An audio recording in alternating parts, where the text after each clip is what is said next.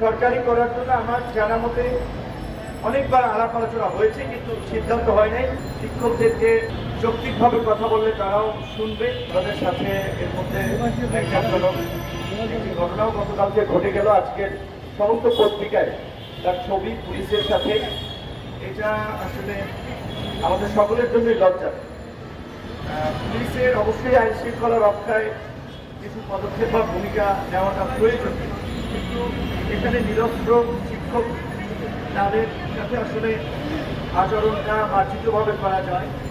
শিক্ষকদেরকে নিশ্চয়ই যৌক্তিকভাবে কথা বললে তারাও শুনবে, এবং এখানেও যে শিক্ষকরা এসেছেন তাদের যৌক্তিক দাবি আদায়, এটা তাদের শুধু শিক্ষকদের না, এখানে বাংলাদেশের বিশেষ করে প্রত্যন্ত অঞ্চল থেকে শুরু করে অনেক অঞ্চলের শিশুদের আগামী ভবিষ্যৎ নির্ভর করছে। আমরা বলে আসছি যে শিক্ষাকে জাতীয়করণ করা, সর্বপর্যায়ের শিক্ষার দায়িত্ব সরকারকে এবং রাষ্ট্রের নেওয়ার জন্য। সেখানে প্রাইমারি বিদ্যালয়ের তৃতীয় ধাপে যে আপনার বাচ্চাদের মতো প্রতিষ্ঠান যারা 4129 জন,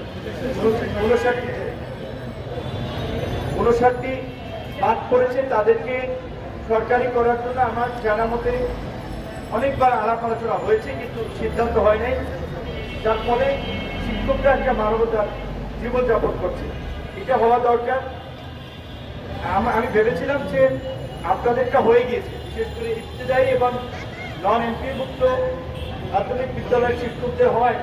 আমি ভেবেছিলাম আপনাদের দাবিগুলো হয়েছে, যেহেতু দুটো হয়েছে, আশা করি আপনাদেরটাও সরকার ইতিবাচকভাবে দেখবে। নতুন একটা দায়িত্ব পেয়েছেন, তার সাথে আপনাদের আলাপ আলোচনা হয়েছে কিনা জানি না।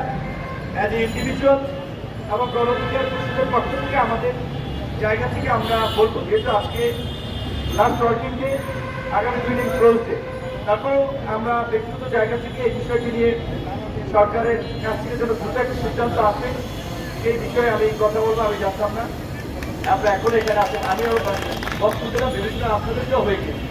এখানে প্রতিবন্ধী বিদ্যালয়ের শিক্ষকদের একটি প্রোগ্রামে তাদেরও একই দাবি স্বীকৃতি, সেটি সমাজ কল্যাণ উপদেষ্টার সাথে কথা বলেছিলাম। আজকে সচিব দুই দেশের বাইরে থেকে ওনাদের প্রতিনিধিদের ডেকে কথা বলেছেন, আমিও ছিলাম। তারা ইতিবাচকভাবে আপনার তাদেরকে আশ্বস্ত করেছে। আপনাদের এটা হওয়া খুবই জরুরি, বিশেষ করে আমাদের এখনো প্রাথমিক এবং মাধ্যমিক লেভেলে অত মানসম্মত শিক্ষা আমরা নিশ্চিত করতে পারিনি।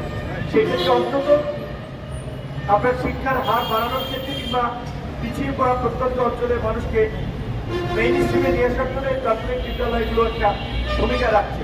সেক্ষেত্রে শিক্ষকরাই যদি সুযোগ সুবিধা না পায়, তাদের যদি বেতন টেনশন করতে হয়, তাহলে তারা আসলে কি শেখাবে।